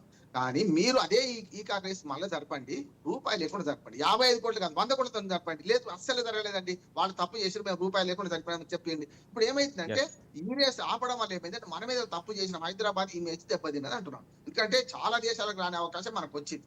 అలా డబ్బుల సంగతి మాట్లాడుతుంది, కేసు సంగతి మాట్లాడుతున్నాడు. రెండోది కూడా చెప్తున్నాను, ఆర్బీఐ నుంచి డబ్బులు కనుక ఆర్బీఐకి తెలియకుండా బయటకు పోతే మరి ఏ శక్తులు పనిచేసినాయి? కేంద్ర ప్రభుత్వం రావాలి ఇక్కడికి. కేంద్ర ప్రభుత్వం అనుమతి లేకుండా బయటకు ఇంకో చెక్కు బయటకు పోయిందంటే ఆర్బీఐ అనుమతి వేరు, ఇది సాంకేతికమైంది. కానీ బయటకు పోయే డబ్బులు ఎట్లా పోయినాయి? ఇప్పుడు మనము బయట నుంచి మన అకౌంట్లలో పడితే కూడా ఫారిన్ కరెన్సీ ఏమన్నా ఫారిన్ కరెన్సీ డాలర్లు ఇచ్చింది. ఇది ఇప్పుడు మేము డబ్బులలో నోట్ల కట్టలు ఇవ్వలే, డాలర్లలో ఇచ్చినప్పుడు ఈ డాలర్ ఎట్లా మార్పిడి చేసినాయి, దీని మీద ఎంక్వైరీ జరగాలి. మూడోది కూడా చెప్తున్నాను, ఈ కార్ రేసులు సెంట్రల్ సిటీలో జరుగుతాయి. నేను ఏమంటారు 5,000 టికెట్ అమ్ముకుంటే మనం చూడలేకపోవచ్చు, కానీ టీవీలో చూసినా కానీ మనం అందరం కూడా క్రికెట్ కూడా ఇప్పుడు 15,000, 20,000, 50,000 టికెట్లు ఉన్నాయి. కానీ మనం టికెట్లు కొనుక్కొని పోకుండా దొరకకపోతే ఏం చేస్తున్నాం? మనం టీవీలో చూస్తున్నాం. ఇది కూడా అందరూ టీవీలో చూసిండ్రు. ఆఖరి సందేశం అందిందా లేదా? ప్రజలకు సందేశం ఏం కావాలి? అయ్యా ఈ కార్ రేస్ వల్ల పర్యావరణానికి అనుకూలంగా నగరాలు ఉండాలి, నగరాలు రకాలుగా మారినాయి. నగరాలు 3 రకాల కాలుష్యం ఉంది, పని కాలుష్యం ఉంది, వాయు కాలుష్యం ఉన్నది, జల కాలుష్యం ఉన్నది. వీటిని ఎట్లా చేయాలని చెప్పండి. అందుకని ఇక్కడ ఏమైతుందంటే మొదలు చేసే పని ఇక్కడ నాకు ప్రభుత్వాన్ని ఒక విధంగా అభినందిస్తున్నా. గతంలో హైదరాబాద్ చేసిన పొరపాట్లు, మూసీలో చేసిన పొరపాటు ఇక్కడ చేయలేదు. పక్కన బందీగా ఏది కేటీఆర్ మీద కేసు పెట్టినప్పుడు పకడ్బందీగా పెట్టే ఆలోచించి చేసి అంటున్నారు. 55 కోట్ల 100 కోట్ల కాదు, రేపు పొద్దున ముక్కుపుట్టు కాన్నారు, చాలా బయటపడాలి. ఎందుకంటే మనం ఎందుకు కొనుక్కుందాం? తప్పనిసరి ప్రభుత్వం ఎంక్వైరీ చేయాలి. ఎవరు తప్పు చేసినా కేటీఆర్ అదే అంటూ, నేనే అంటూ, మీరు అదే అంటున్నారు. ఖచ్చితంగా ఎంక్వైరీ జరగాలి. కానీ అసెంబ్లీలో చర్చ జరగకూడదు అనేది కరెక్ట్ కాదు. ఇప్పటిదాకా బయట మాట్లాడాం, అసెంబ్లీ బయట మాట్లాడాం. అసెంబ్లీలో అప్పుల మీద ఇవాళ చర్చ. నిజంగా నిన్నటిదాకా నేను మొత్తుకున్నా, అప్పుల మీద చర్చ పెట్టండి. ఇద్దరు నిజమని చెప్తున్నారు. కేవలం బడ్జెట్ అప్పులు ఏం వీళ్ళు చూపెడుతున్నారు, బడ్జెట్ అప్పులు వాళ్ళు చూపెడుతున్నారు. గ్యారెంటీ అప్పులు ఏంటి, లేకపోతే మనకు కార్పొరేషన్ అప్పులు ఏం చూపెట్టలేదు. వాస్తవం, ఆర్బీఐ చెప్పింది వాస్తవమే, ఇప్పుడు ఉన్నది వాస్తవమే. అన్ని అప్పులు కలిసి 7 లక్షల కోట్లు అయినాయి. ఇక అన్ని అప్పులు కలిసి 1,20,000 కోట్లు మీ అయినాయి. అప్పుల సంసారం అంటే ప్రతిరోజు పరగడిపే అని నడిపిస్తున్నాయి ప్రభుత్వాలు. అన్ని సంక్షేమాలకు పోయినాక, ప్రభుత్వ జీతభత్యాలు పోయినాక మిగిలే సంక్షేమానికి కాదు, అభివృద్ధికి అయితే మిగులుతలేవు. అభివృద్ధి వైపు ఏం చేద్దాం? అప్పు చేసి పప్పు కూడా తినకండి, అప్పు చేసి కనీసం ఏమైనా అభివృద్ధి చేయండి, 4 కాలాల పాటు నిలిచే నిర్మాణాలు చేయండి, అప్పుడు ఆటోమేటిక్ గా రిటర్న్స్ వస్తాయి అంటున్నాను నేను. ఈ కేసులో సాంకేతికంగా 2 విషయాలు. ఒకటేమో ఈ 55 కోట్లు ఎట్లా మారినాయి, దాని రిజర్వ్ బ్యాంక్ ఇచ్చిన ఫైన్ ఏంటిది, ఆ ఫైన్ కట్టిందా లేదా? రెండోది ఈ కార్ రేసు డబ్బులు లేకుండా నిర్వహించవచ్చు అనే ఛాలెంజ్ చేస్తున్నారు. కనుక ఈ ప్రభుత్వం ఇప్పటికైనా ఛాన్స్ మిస్ కాలేదని నేను అనుకుంటున్నాను. 2025 జరగాల్సింది. ఒకవేళ నిజంగానే అట్లా జరిగే ప్రయత్నం ఉండి చేయవచ్చు. మౌలిక వసతులు కల్పించడం మీరు నెక్లెస్ రోడ్ లో లేకుంటే మనకు మింట్ కంపౌండ్ పక్కన నేను స్వయంగా చూసిన రోడ్లు వేసిండ్రు కదా, రోడ్లు అవసరమే కదా. కార్ రేస్ చెప్పాలంటే రోడ్డు సరిగ్గా ఉండాలి. అవి ఎవరు చేస్తారు? పబ్లిక్ ప్రాపర్టీ కదా, ఇంకెవడో వచ్చి వాడు చేసుకుంటాడు ఒప్పన్ కదా. ఉప్పల్ స్టేడియంలో లోపలి విషయాలు వాళ్ళు పట్టించుకుంటారు. ఉప్పల్ స్టేడియంలో పార్కింగ్ నుంచి మొదలు పెడితే ప్రభుత్వం అన్ని పట్టించుకోవాలంటున్నారు. ట్రాన్స్పోర్ట్ ఎవరు ఎన్ని వేల మంది వస్తారు, ఇదే అంతే అంటున్నారు. కనుక డబ్బులు మనకు వచ్చినా రావా కాదు, ప్రభుత్వం కొన్ని బాధ్యతలు ఉంటాయి. ఆ బాధ్యతలు కొంత ఖర్చు పెట్టాల్సింది. అదనపు ఖర్చు కిందకి రెక్కరాదు. అందరూ రాజకీయ పార్టీలు సమావేశం పెట్టుకున్నప్పుడు, లేకపోతే పెద్ద స్టార్స్ వచ్చినప్పుడు, పెద్ద మీటింగ్స్ జరిగినప్పుడు మనం ఖర్చు పెడతామా? దానికి రిటర్న్స్ ఎట్లా వస్తాయి? భద్రత విషయంలో రిటర్న్స్ రావు మనకు. అట్లాగే మౌలిక వసతులు కొన్ని అభివృద్ధి చేసే విషయంలో రిటర్న్స్ రావు మనకు. విద్య విషయంలో వెంటనే రిటర్న్స్ కనపడాయి. దీనిలో హైదరాబాద్ ఇమేజ్ అనే గాలిలో ఎంత డబ్బు వచ్చిందని వాళ్ళు 700 కోట్లు అంటున్నారు. 70 రూపాయలు కూడా రాలేదు మీరు అంటున్నారు. ఏం జరిగిందో చూద్దాం. ఇందులో మాత్రం అరెస్ట్ అవుతారా కాదా అంటే చక్రి గారు ఖచ్చితంగా ఇది మాత్రం నాన్ బెయిలబుల్ కేసులు, ఏదో నోటీసులతో పోవు. అరెస్ట్ చేయొచ్చు. చేసిన తర్వాత రేపొద్దున బెయిల్ వస్తుందా రాదా, రేపొద్దున కస్టడీకి అడుగుతారా, ఇంకా రేపు పరిణామాలు దాన్ని బట్టి ఉంటుంది. మనం ఏం చెప్పలేము. డాక్టర్ తన ఆపరేషన్ తన నైపుణ్యంతో చేయగలుగుతాడు. మా అలాంటి వకీలు ఏం చేస్తామంటే ఓన్లీ పిటిషన్ వేసుడే, బెయిల్ వచ్చేది రాది, మీద మీద కూర్చుని ఆయన పచ్చసిరతం సంతకం పెట్టాలి, కనుక మా చేతిలో ఉండదు. కానీ ఈ కేసులో ఏమైందంటే రేపు పొద్దున సెక్షన్ ఏం పెడతారా, ఆ సెక్షన్ల ప్రకారం ఏం చేయొచ్చు, రేపు పొద్దున అరెస్ట్ అయిన తర్వాత ఎట్లాంటిది ఉంటది, నిర్బంధం అవసరమా కాదా. ఒక్కోసారి వ్యక్తి స్వేచ్ఛను అరికట్టడానికి వీలు లేదని కూడా మొన్న శ్రీదేవి గారు చెప్పారు కదా, మనకి ఏది అల్లు అర్జున్ కేసులు చెప్పారు కదా. అందుకని వ్యక్తి స్వేచ్ఛను అరికట్టవలసిన అవసరం ఉందా? పారిపోతాడా రేపు కేటీఆర్ విమానంకి వెళ్ళిపోతాడా? ఖచ్చితంగా అరెస్ట్ చేస్తారు, రోడ్డు మీద కూడా అరెస్ట్ చేస్తారు, ఏ పర్మిషన్ తీసుకోరు. అట్లాంటివి అయితే బండారు రామారావు గారు, ఒకసారి ప్రజల వైపు నుంచి కూడా ఒకసారి చూద్దాం. ఈ కేసును ప్రజలు ఏ విధంగా అర్థం చేసుకునే అవకాశం ఉందంటారు? ఇది కేవలం కక్షపూరితంగా పెట్టిన కేసు అని అనుకోవాలా, లేదంటే అనుకునే అవకాశం ఉందా, లేదంటే చట్టం తన పని తాను చేసుకుపోతుంది, బీఆర్ఎస్ చేసిన పనికి వాళ్ళు శిక్ష అనుభవించక తప్పదని ప్రజలు అనుకునే అవకాశం ఉందా? రాబోయే స్థానిక ఎన్నికల్లో ఇది ఎంతవరకు ప్రభావం చూపించే అవకాశం ఉందంటారు? రాజకీయంగా అడిగారు కనుక అది కూడా చెప్తా. ఎందుకంటే 5 ఏళ్లకోసారి ప్రభుత్వం మారిన ఆంధ్రప్రదేశ్ రాజకీయాలు 10 ఏళ్లకోసారి ప్రభుత్వం మారిన మన దగ్గర కూడా వచ్చేసినాయి స్పష్టంగా. ఇప్పుడు మైండ్ గేమ్ రాజకీయాలు, అట్లాగే మనకు డైవర్షన్ పాలిటిక్స్ మొదలైంది. ఇంకా ఎందులో కూడా ఇంతవరకు నిగ్గు తేల్చలేదు. ఇప్పుడు స్పష్టంగా చెప్తున్నా. ఇప్పుడు మనకు ఏదైతే మన నరసింహారెడ్డి గారిని తీసేసిన తర్వాత మన వారిని గోష్ కమిటీ వేసిండ్రు కదా, ఆయన ఏం తెలిసిండ్రు? లోకూర్ కమిటీ ఏం చేసిండ్రు? రిపోర్ట్ ఇచ్చినాం అంటుండ్రు. నివేదిక వచ్చిన తర్వాత ఆ నివేదిక బయట పెట్టాల్సిన బాధ్యత లేదా ప్రభుత్వం మీద అంటున్నాను. నేను చాలా ఆతృత ఎదురు చూస్తున్నాను. భద్రాద్రి యాదాద్రి దానిలో అవినీతి జరిగింది అంటున్నారు. దాని మీద గతంలో నరసింహారెడ్డి గారు ఉన్నప్పుడే ఏనుగెళ్ళింది తోక చిక్కింది రిపోర్ట్ ఇచ్చేది ఉంది అన్నాడు. ఇప్పుడు రిపోర్ట్ ఇచ్చిందట. ఈ రిపోర్ట్ ఇచ్చిందని ఎవరికి పంపిండ్రు? లీగల్ సెక్షన్ పంపిండ్రు. రేపు పొద్దున లీగల్ సెక్షన్ పంపిన తర్వాత అసెంబ్లీలో ప్రవేశపెట్టాలి మరి రిపోర్ట్. ఎందుకంటే ఒక ఎంక్వైరీ కమిషన్ వేసినప్పుడు ఆ ఎంక్వైరీ కమిషన్ ఏం చెప్పింది? ఛత్తీస్గఢ్ కు ఇక్కడికి ఏమైనా లోపాలు జరిగినా, 2 ప్రభుత్వాల మీద జరిగిన ఒప్పందాలు ఏం జరిగింది, లేకపోతే బిహెచ్ఎల్తో జరిగిన ఒప్పందాలు ఏం జరిగింది, ఎవరికి లంచాలు ఇచ్చిండ్రు, ఏం చాలా కావాలి. లేకపోతే ఏమైతే ప్రజలకి అనుమానాలు ఇట్లా ఉంటాయి, అప్పుడు కక్ష సాధింపే అనుకుంటా. ప్రజలకు ఈ కార్ రేస్ మీద కాదు, అసలు అవినీతిని సహిస్తారు ప్రజలు, కానీ అహంకారాన్ని సహించారు. అది జరిగింది అదే మన రాష్ట్రంలో జరిగింది. ఏంటంటే కేసీఆర్ గారు మొదటిసారి 5 ఏళ్ళు ఏం చేసిండు, రెండవసారి 5 ఏళ్ళు ఏం చేసిండు చూసిండ్రు. ప్రజాపాలనలో ప్రజలను పట్టించుకోకపోవడం, తిన్నవా బిడ్డ పనవా బిడ్డ అని అడగకపోవడం, దాంతో వచ్చిన సమస్య, అహంకారంతో వచ్చిన సమస్య ఇది.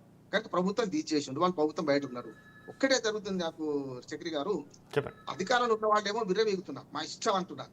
అధికారం పోయిన వెంటనే వీళ్ళు బీదోళ్ళు అయిపోతున్నారు. నాకు ఇప్పటికీ అర్థం కాదు. అధికారం పోయిన వెంట కూడా మంచిగా ఉండాలి, చాలా హుందాగా ఉండాలంటున్నారు. ఆ హుందాగా ఉండకపోతే బేలగా మాట్లాడితే ఏమవుతుందంటే ఇదే జరుగుతుంది. ఇవాళ 2 రాష్ట్రాల్లో జరుగుతున్న పరిణామాలు చూస్తే ఆంధ్రప్రదేశ్ పరిణామాలు మన దగ్గర పునరావృతమవుతున్నాయి. వరుసగా ఏది గొర్రెల కుంభకోణము, మేడుగడ్డ కుంగబాటు, తర్వాత మన టెలిఫోన్ కుంభకోణము, తర్వాత ఇదైతే మనకు యాదాద్రి భద్రాద్రి వీటి కుంభకోణము, మాటల తూటాలు, ఇవన్నీ ఆఖరికి ఇప్పుడు ఈ రేస్ కాడికి వచ్చింది. నిగ్గు తేల్చండి, ప్రభుత్వంలో మీరున్నారు. ఇప్పుడు ప్రభుత్వం ఖచ్చితంగా పనిచేయాలి. అవినీతి పనులు ఎవరైనా అరెస్ట్ చేయాలి, అవినీతి పనులు ఎవరైనా లోపలికి పంపాలి, డబ్బులు కక్కించాలి. బండారు రామారావు గారు, మీరు అన్నట్టు ఇప్పుడు మొత్తం సింపతి రాజకీయాలు నడుస్తున్నాయి కదా, ఎన్ని కేసులు నమోదైతే ప్రజల్లో అంత సింపతి క్రియేట్ అవుతుందని? ప్రజలు కాసారి ఇప్పుడు ప్రజలు కూడా పార్టీలాగా చీలిపోయింది. నేను స్పష్టంగా చెప్తున్నా. ఇప్పుడు కేటీఆర్ సింపతి చూపెట్టే వాళ్ళు బాగా ఏంటి ఏమంటూ ఉంటారు, ఇటు ఉంటారు అంటుంటారు, ఉండడానికి సమస్య లేదు. అంటే నువ్వు తెలవటోళ్ళు మీరు నువ్వు రాలేటోడు ఉంటాడు, లేదు అంటే ఏ ప్రభుత్వం గట్టిగా పనిచేస్తున్నానంటే వాడు ఉంటాడు. ప్రజలు కూడా ఇప్పుడు సోషల్ మీడియా వచ్చినాక చూడండి, ఇప్పుడు నేను సోషల్ మీడియా చాలా వరకు నేను చూడను, కానీ చూసినాక చూడండి, బాగా అయింది అహంకారం అది కూడా అంటున్నాడు, ఇటేమో పక్కన ప్రభుత్వం తప్పు చేస్తే ఒకరు అంటున్నారు. ఇవి వాళ్ళు వింటే ప్రజలు ఇప్పుడు కూడా న్యూట్రల్ గా ఉంటారు. అసలు చాలా మంది ప్రజలకు ఈ మొత్తం రాజకీయం తెలియదు. నేను స్పష్టంగా చెప్తున్నా, నాకేం వస్తుంది అనుకుంటారు. ఒక మాట చెప్పి ముగిస్తాను. గురిజాడ అప్పారావు గారి కన్యాశుల్క నాటకంలో జట్కా బండి అని అడుగుతాడు, స్వాతంత్రం వస్తే మా హెడ్ కానిస్టేబుల్ ట్రాన్స్ఫర్ అవుతారని. ఏమన్నా మారిందా? గత 10 ఏళ్ళకి కానీ ఈ సంవత్సరం ఏమన్నా మారిందా? లంచాలు తప్పుతున్నాయా? ఏదైనా ఒక సర్టిఫికేట్ పోండి, లంచం తప్పకుండా నడుస్తుందా? ఏదైనా స్కూల్కి పోండి, సరైన విద్య అంతుందా? ఏదైనా హాస్టల్లో పురుగులు పడి చచ్చిపోతున్నాం, 4 ఉందని చచ్చిపోయారు. ఇవి వాళ్ళ పరిస్థితిలో మార్పు రాకపోతే ప్రభుత్వంలో ఏం జరుగుతుంది, ఏం జరిగినా వాళ్ళకి నష్టమైంది, లాభం మీద నష్టమైంది. ఇప్పుడు వెంకట గారు తెలుసు, మన ఫీల్డ్ తిరిగి వాళ్ళం. మీరు స్పష్టంగా చూడండి, ప్రజలకు ఇప్పుడు ఈ వీళ్ళు వాదోపవాదాల మీద చేసుకుంటారు, కానీ ప్రజలకు ఏం తెలుస్తుంది అంటే ఏమైనా పెన్షన్ 2000 4000 రాలేదు తెలుస్తుంది. ఎందుకంటే ఈజీగా తెలుస్తుంది. గురిజాడ అప్పారావు గారి కన్యాశుల్క నాటకంలో జట్కా పడి వాటి ప్రశ్న వేస్తున్నాను. వాళ్ళు ఇస్తామన్న హామీలు రాకపోతే తిరగబడుతున్నారు, ఇచ్చిన కూడా సంతోషం బిడ్డని కడుపు అనకుండా అంటున్నారు.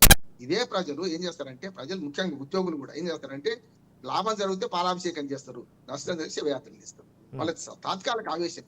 దీనిగా చేయాల్సింది ఈ మొత్తం సినారియో చూస్తే ప్రజలు నిజంగా అర్థం చేసుకునేది ఏంటంటే తమ జీవితాలను ఈ ప్రభుత్వాలు ప్రభావితం చేస్తున్నాయా లేవా, ఎంతవరకు చేస్తున్నాయి అంటే దాన్ని బట్టి ఓట్లు వేస్తారు. ఇప్పుడు జరిగింది అదే, దాన్ని బట్టే రేపు ఓటింగ్ జరుగుతుంది. పంచాయతీ ఎన్నికలు వస్తున్నాయి కదా, ఇప్పుడు ఒకటి ఇడిచిపెట్టి ఓడిపోతుంది. మా మైండ్ గేమ్ రాజకీయాల్లో సంవత్సరం అయింది, పంచాయతీలో పాలన గుట్టుపడ్డది, పంచాయతీలు ఏం లేకుండా అయింది, మండలాలు జిల్లా పరిషత్ కాలపరిమితి అయిపోయింది, మున్సిపాలిటీలు వచ్చే నెలనే అయిపోతాయి. అట్లాగే కార్పొరేషన్లు ఒక్క హైదరాబాద్ మినహాయించి అన్ని కూడా ఫిబ్రవరికి అయిపోతాయి. మంచిగా చెప్పానంటే ఈ గవర్నమెంట్ ఒక మంచి అవకాశం ఏంటంటే కేంద్రంలో జమిలీ ఎన్నికలు చేస్తా ఉంటుంది కదా, మీరు జమిలీ ఎన్నికలు మీరు చేసేది కాదు, అలా పంచాయతీల ప్రసక్తే తీసేసారు. 129 దానిలో పంచాయతీలు మాటనే లేదు, 100 రోజులు జరిపిస్తామన్నారు కదా, అది లేదు ఇప్పుడు. అట్లా మేము జరుపుతామని చెప్పండి, అన్ని ఎన్నికలు ఒకసారి జరపండి, 4 ఏళ్ల దాకా మళ్ళీ ఎన్నికలు రాకుంటే బ్రహ్మాండంగా పరిపాలన చేసుకోవచ్చు కదా. అన్ని ఎన్నికలు పంచాయతీ నుంచి మున్సిపాలిటీస్ వరకు మూడు అంచెల వ్యవస్థ మొత్తం ఎన్నికలు పెట్టండి, మీకే పేరు వస్తుంది కదా అంటున్నాడు.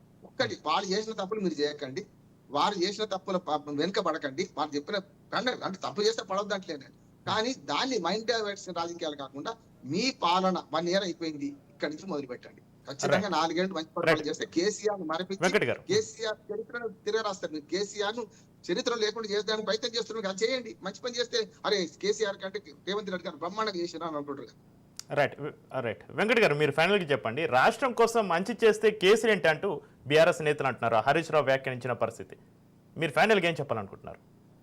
సార్ విషయం ఏంటంటే సార్, ఇప్పుడు ఎవరికైనా సరే ప్రజల్లో అవకాశం ఇచ్చేది మంచి చేయడానికే సార్, చెడు చేయాలని ఆలోచన చేయాలని ఎవరికి చెప్పరు. కాకపోతే ఇక్కడ జరిగిన విషయం సార్, ఏదైనా సరే ప్రతి రూపాయిని మనం జవాబుదారిగా ఉండాల్సిన అవసరం ఉంది.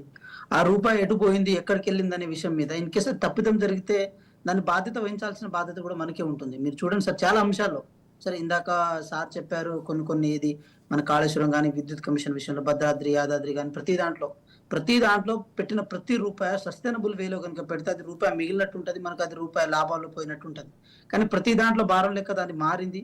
ఇది ఫార్ములా E1 రేస్ అనేది చాలా చిన్న విషయం సార్, అది చాలా నేను చెప్పిన కదా సార్, 7 వారాల నగలు ఒక్కైతే ముక్కు పుడక ఒకటి అని చెప్పి, ఇది ముక్కు పుడక లాంటిది మాత్రమే. సో ఇంకా చాలా లోతుగా వెళ్తే ఇంకా చాలా విషయాలు మనకు బయటికి వస్తాయి. కానీ మేమేమంటున్నాం అంటే సార్, ఇప్పుడు మీరు ఒకటి గమనించండి, ప్రజాపాలన అంటే ప్రభుత్వం నడవాలన్నా, పాలన జరగాలన్నా, ప్రభుత్వం తీసుకునే నిర్ణయాలు ఏదైతే ఉందో అది కేవలం ఇప్పుడు వెల్ఫేర్ ఓరియంటేషన్ లో ఒక విధంగా జరిగితే, డెవలప్మెంట్ అనేది ఒక కంటిన్యూస్ ప్రాసెస్ కాబట్టి ఆ డెవలప్మెంట్ ద్వారా జరిగే ఏది మన ఇది కూడా ఫెసిలిటీస్ కూడా ప్రజలు అనుభవించే క్రమంలో భాగంగా అది చేయడానికి ప్రభుత్వం దగ్గర ఉందా లేదని కూడా ఆలోచించాల్సిన అవసరం ఉంది సార్. కాబట్టి 10 సంవత్సరాలు వాళ్ళ దగ్గర అవకాశం ఉన్నప్పుడు ఆ 10 సంవత్సరాల కాలాన్ని వాళ్ళు రెవెన్యూ అసెట్ క్రియేషన్ లో భాగంగా ఇంకా సస్టైనబుల్ వేలో కనుక వెళ్ళగలిగితే ఈ టైంలో ఇంత ఇబ్బంది అయ్యేది కానే కాదు. కానీ వాళ్ళు ఆ క్షణంలో విచ్చలవిడితనం చేశారు. ఫర్ ఎగ్జాంపుల్ మీకు ఒకటి చెప్తున్నా సార్, చిన్న ఎగ్జాంపుల్ చెప్తాను.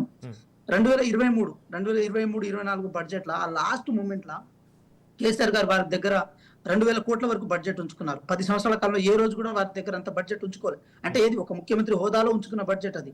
ఆ బడ్జెట్ నే కేవలం ఎలక్షన్ స్టంట్ లో భాగంగా ఎట్లా పడితే అట్లా తాయిలాలు ఇచ్చుకునే ప్రయత్నం చేశారు. దానివల్ల ఏమవుతుందంటే సార్, ఫైనాన్షియల్ డిసిప్లిన్ అనేది ఉండదు. అంటే నా పెట్ట తాళం నా చేతిలో ఉంది కాబట్టి నేను ఎట్లా పడితే అట్లా తీసుకుపోతా అంటే అది కూడా కుదరదు కదా సార్. గత 10 సంవత్సరాలు అయితే అదే జరిగిందని మేము భావిస్తున్నాం సార్. దాని వల్లనే అడగాలి, ఇప్పుడు రేవంత్ రెడ్డిని అడగాలి ఇవన్నీ క్వశ్చన్స్ నువ్వు.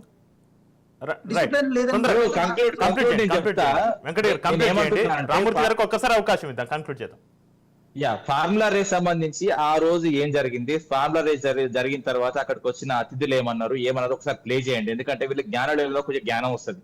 ఎందుకంటే గల్లా జయదేవకర్ గానీ, ఇక బ్యాటరీ సంబంధించిన మన దగ్గర ఉన్న కంపెనీస్ కానీ, మన తెలంగాణకు సంబంధించిన కంపెనీస్ కానీ, ఇంటర్నేషనల్ కంపెనీస్ కానీ, వాళ్ళు వచ్చి వాళ్ళు ఏం మాట్లాడిలో ఒకసారి చెప్తే అది ఏదైతే ప్రజలకు ప్లే చేస్తే వాళ్ళకు నిజాలు తెలుస్తాయి. ఎందుకంటే దాని వల్ల ఎంత లాభం జరిగింది, ఏ బ్యాటరీ సంస్థలకు ఎంత వచ్చింది, అది ఇవన్నీ తెలియవు వీళ్ళకు. అంత బ్రాడ్ ఆలోచిస్తారు. ఇగో నా మాట వినండి, ప్రిసైజ్ గా ఆలోచించడానికి బ్రాడ్ గా ఆలోచించే చాలా తేడా ఉంటుంది. ఏంటంటే పూర్తి లోక జ్ఞానం రాలేదు,